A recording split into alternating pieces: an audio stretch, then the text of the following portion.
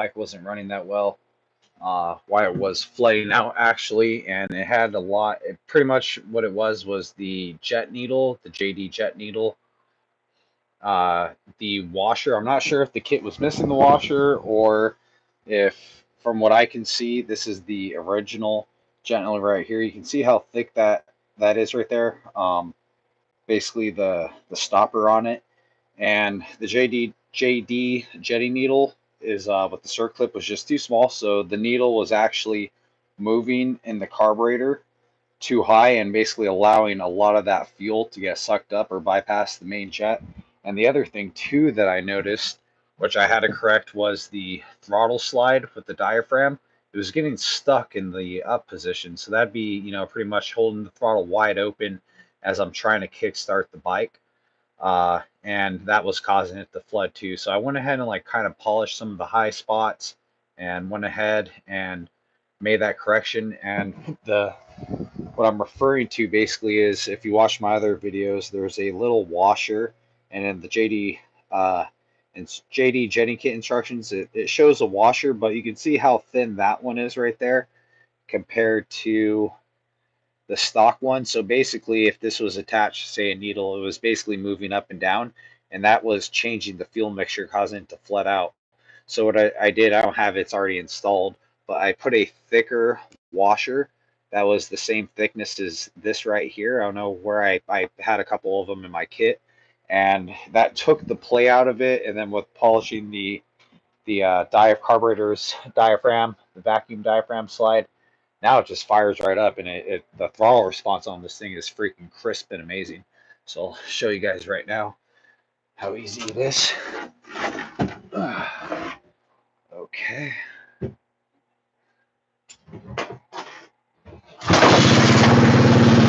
Oh, barely even had to stand up.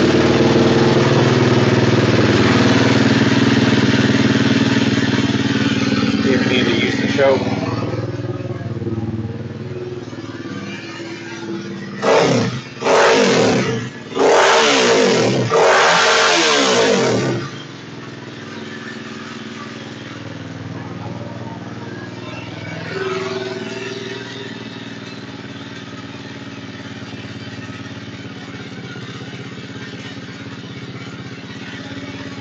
Yep, that was it right there.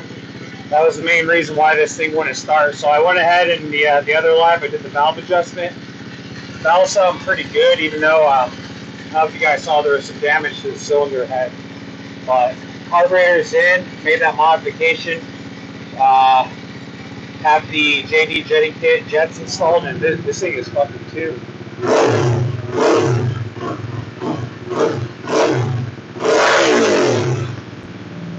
There's like absolutely no hesitation. The throttle response is spot on.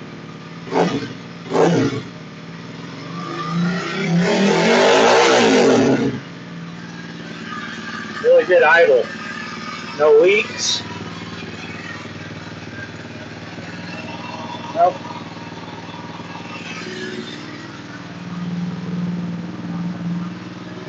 Well, that was nice. Everything else, kill switch doesn't work.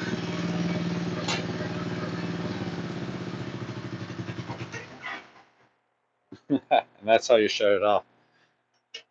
Hopefully the kill switch should be coming in, and so yeah, that's what I want to show you guys. I don't know if you guys were watching earlier, but I went ahead and I did a valve adjustment, checked the valves, everything came out good, and it pretty much ended up being this JD jetting kit. Now, compared to the jets that were originally in it, it had the stock jet needle, and it had a 135 main jet and a 40 pilot jet, and it ran okay.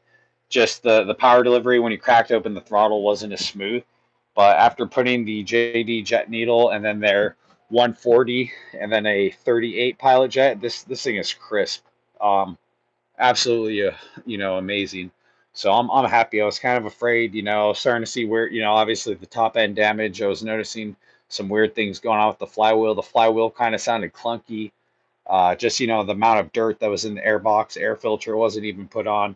The compression, the compression's I don't have a spec, but it seems like it's, it's pretty good. I was getting about 140 psi with a lot of kicks. Anywhere from like 90 to 140 psi, and it does have the automatic exhaust valve decompressor, so should not be getting a full exhaust reading. And yeah, that's pretty much it. I'm kind of happy. Clutch feels okay. So once I get those OEM parts, I'm pretty much going to pull this valve cover again and replace the valve cover gasket, replace the cam chain tensioner, O-ring, and gasket. I have some parts coming in for the air box, a new air filter, spark plug, engine oil change kit. We're going to go ahead and drain the engine oil on it, lube the chain. This bike is missing a couple spokes. I don't know if you can tell there. Missing a couple spokes. Tires are cracked. We got some brand new Bridgestone tires right there. Customer does not want to do the forks at this time. You can see those forks are leaking pretty damn bad there. Probably wouldn't hurt to do the forks. Or I think there's like a couple other things too that I recommended. I think that was the forks were like the biggest thing. I noticed the handlebars were bent to shit. I got a new throttle tube coming. I got to relocate this light switch here. I don't even know if the light switch works. The kill switch isn't working, but I don't know. Who knows? Hopefully the wiring's good on it. Headlight should be good. Just one broken mount right there. Believe the coolant should be good. Oh, yep, coolant's good. Has plenty of coolant. Yeah, I don't see anything really leaking. Oh man, that carburetor was kicking my ass there for a while. Let's see, I forget. Oh yeah, this was loose right here. Foot peg was super loose. I don't know if this is, oh yeah, that's just finger tight right there. Finger loose. So yeah, engine oil. Got this FMF. I don't know what this is, what series this is or which model. It's missing I don't know if it's like a Q series or I don't even know, a factory series maybe. Really good. Coolant levels good. Obviously the computer CDI is working. Tells us our state is working. I did have spark, so that was a good thing. I was kind of afraid. I've had it happen on these bikes. You do all this work and still doesn't want to run, and I've had it personally happen to my bikes where the CDI box is going bad, and the second you replace that, oh, the bike comes alive and fucking everything's running tits. I did notice too, if you do have a KLX300 or 250R, removing the voltage regulator while working on the carburetor makes it a lot easier. And it's only a little 8mm bolt right there, which is really nice. But yeah, that's pretty much it. I think that's all the work that I have to do on this one right now. I do have another Kawasaki that I need to work on. Maybe we'll go ahead and do that one right now. Got this Harley I got to work on. But this thing right here, this KLX400. This is probably going to be the next one I got to take a look at. There we go. Get some light. All right, so customer dropped this one off right here saying that he said they took it to another mechanic and they said they took a look at the top end and said that it needs to be rebuilt. It doesn't look like it's been taken apart to me. It looks like this thing was driven in the mud actually. So before I take apart the top end, I'm going to do a diagnostics on this one right here. Just probably do a compression test, check the spark. Hopefully we don't have to do a leak down test, but we'll find out. I'm pretty sure once I start looking at it, I'm going to find out some stuff that's Mickey Mouse like this right here. The heck's going on with that? That looks kind of creepy. It's probably been rolled. Yeah. This is a beast quad though, 400 cc's. Probably scoots. Yep. When in doubt, if it needs carburetor work, intake manifold clamps look a little. It's not even. Doesn't even look like it's fully connected right there. Kind of look like it. Yeah, it's kind of has a little bit of a gap. Kind of curious.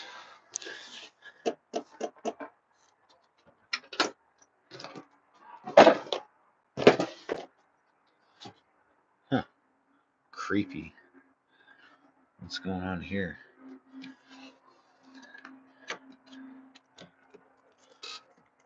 Maybe it was taken apart. Who knows how much? Maybe the other guy. People say a lot of things, and who knows what mechanics do. I can tell you, I personally don't lie, but people that don't know what the hell they're doing, will make up shit just to take other people's money and, not even do any work because they really don't know what they're doing, or they worked on one dirt bike before one certain year or model, so they think they have the experience. It's like me with that, KLX300R in there. I kind of figured it could have been something that I had done or one of the parts I installed on the carburetor because I was having it kind of flood and I was picking up on that. Um, but if I didn't really have that experience, maybe I would have just told the fucking guy like, "Oh yeah, dude, it's your top end," because obviously it had top end damage, and I could have just made up some shit like, "Oh yeah, it's your top end's fucked up," and that's why your bike's not running. But I knew even with that damage, I know from experience, the bike's still gonna run. So due diligence, went ahead and rechecked the carburetor, and I got it spot on, and I'm really happy. So I need to take a look at this one right here, figure out what's going on with this one. I got a bunch more I got so many. I got projects on projects. Got way too many projects. All right, back to this one. Once the spokes come in, be putting on these tires. That's some nice Bridgestone. These are what, Battlecross, the X30R. These things look pretty fucking sweet. I think they're like an intermediate hard compound, which is going to be better for our customer. He's doing like a lot of desert riding, so he'll get a little bit more use out of these tires than if he were to have, you know, like a softer to intermediate compound. I mean, they're great for on the track. I personally, like me, I run super sticky soft tires on my dirt bikes, and you just got to replace them more periodically. But the difference in handling, like on a track condition and loamy dirt, is just 9 day. But for desert riding, um, you know those tires over there will make a difference. But you can just see like these tires right here are shot out. I got to go ahead and true. I think the front spokes are pretty. These things are pretty freaking loose. You can see that right there. I can pretty much twist it with my hand. So we'll find out. Hopefully the rim's not too bad. And the cool thing too is usually I don't even have a treeing stand. What I'll probably just end up doing is when I pulled the tires off the bike, I'll just put them back in and use the axle and the forks for the swing arm and just put my what do you call my dial indicator on the rim band here, and then I can just spin the wheel. Makes it a little bit easier, obviously jack up the bike to get the tires off the floor, but yeah, man, I'm super excited that I got this thing freaking going. The other thing too that it called for in the JD jetting was to completely remove this snorkel here, but I decided not to just, because, you know, having more volume of air versus being able to filter out or mitigate dirt and mud and debris from entering the airbox is probably more important than having more volume of air. So that's my opinion on that. So I'm not going to. And with the jetting, it freaking runs great. I mean, still, um, maybe it'll run a little bit better at height, maybe make a little bit more horsepower without the snorkel removed, but I'm gonna go ahead and leave that on. Oh man, so excited. Got this thing going. All right, cool. So I got one more bike that I got to get going on. I'm going to go ahead and set up on that one right now. Probably give me a couple minutes cleaning my work area. Working on like quite a few projects at once. Still got carburetor and valve adjustment parts and tooling all over the place. And some little XR50 carburetor here. See if I can get this one actually clean. Uh, anyways, yeah. Thanks for watching, guys. Looks like we got quite a few followers in here. I got a 98 KX250 and it's mint. Oh man, that's a great bike. What I've been seeing a lot, and I'm in Southern California, but every now and then I'll see like a KX500, and I'm like, oh shit, that'd be a great bike to come up on. But people want asking price 5,000, 6,500. I saw one that was actually street legal. I don't know how the hell the guy got a KX500 street legal here in California, but he had one that was street legal, and he was like, "Oh, what do you think I could sell it for?" I'm like, "I don't know, man. Market right now." This is a couple years ago too, closer to like 21, 21, 22, right after the COVID. So bikes were fucking, a bike like this that's almost 20 years old is still going for, $3,000. It's just crazy how the market here in Southern California is where it comes to getting a dirt bike. The other thing is too is I don't know what is this OHV permit non-resident. So I'm not sure this, maybe he wasn't in California, whoever owned this bike before, but like when you get a green sticker and or like a red sticker, people, the reason why these bikes are kind of holding and maintaining their values because any newer 2024 newer dirt bike that's produced in California can't get registered for off highway use. Basically, you can't get like a green or even a red sticker. The red sticker program's obsolete. So basically, you can't ride these at like Glamis, Dumont, Ocotillo Wells, places where there's going to be BLM or Forest Service rangers that will be inspecting for vehicle or off-road registration. You basically can't ride those vehicles there. If you get caught, they can technically impound your bike and you'd be, pretty screwed. I'm in DTX. Where's DTX at? I might make it street legal for some trails that require highway. Oh, okay, yeah. We have that same thing here in like California too, where there's like off highway trails, but you can't. They're for like street legal vehicles like Jeeps and stuff, and dual sport motorcycles. You can't take like a green sticker and red sticker. It kind of sucks. I mean, there's still a lot of people in Dallas. Oh yeah. I mean, are they even crazy? Can you like? I mean, are they? I can't see Dallas or Texas being as stringent in their emissions and like registration. You can probably just ride wherever you want, right? I mean, you guys got a bunch of land out there, anyways. Like out here in California, they're just building the shit up out of this place. So even like 20 years ago, back in the early 2000s when I used to be able to just, ride everywhere. Cops would barely hassle you. Now, a lot of those places, all those empty fields I used to ride in, they've turned into housing tracks, multi-million-dollar housing tracks. So Lake Elsinore MX track just closed down. So there's like kind of like less places to ride. So I could definitely see, making it street legal and stuff like that. That way you just have more versatility.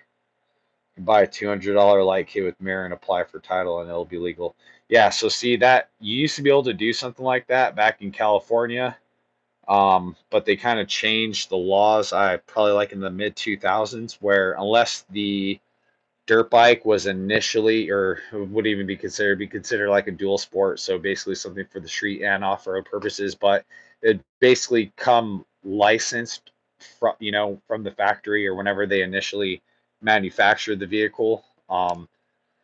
It comes with that, so they kind of stopped doing that. Like there's like some WRs, even some like YZ 450Fs that people were able to kind of get loopholed in at the time, but they changed that. So like in order to pass emissions, certain dirt bikes and street bikes at the time, there's a different designation. One would be registered for on-road, one would be registered for off-road. That's why usually on-road bikes have more emissions components on them versus these dirt bikes have less emission regulations on them. So that's kind of the main difference. No registration ticket in Arizona is $600. Is that for off road or is that for like on the street?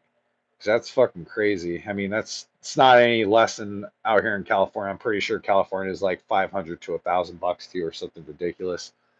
For OHV though, I'm not sure.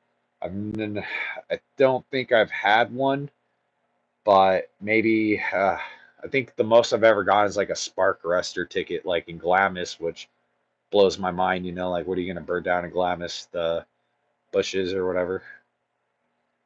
Mine being a 98 won't have to do any. Yep, exactly. See, like anything, I think it's out here in California. It's like I think anything before 2000 or 2001 or 2002 is like pretty much you can do, they're always going to be green stickered. So like even like the older two strokes, a lot of those bikes that were like 2000, 2001 and older, those are all going to be green stickered.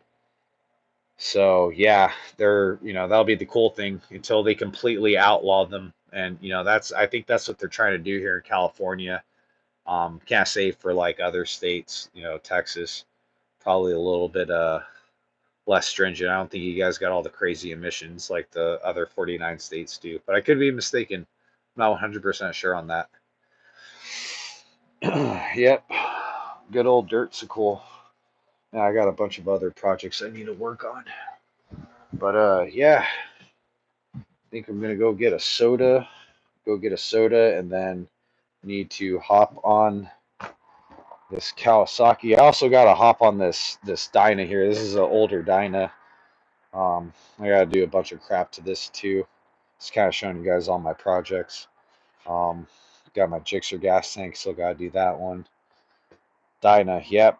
Rear brakes, front brakes. Dude wants to rebuild the forks on it and replace the steering stem bearings. And this is a cool bike. I did a chain conversion on this one probably about a year ago now. I think I replaced the clutch too and some seals when I rebuilt it, and then obviously did the chain and sprocket conversion. I think I had a maybe like I don't think I had a machine or anything, but yeah, it's pretty cool stuff. So yeah, I'm gonna come back to this one right here right after I get my soda, take a break, clean up, and I will be back.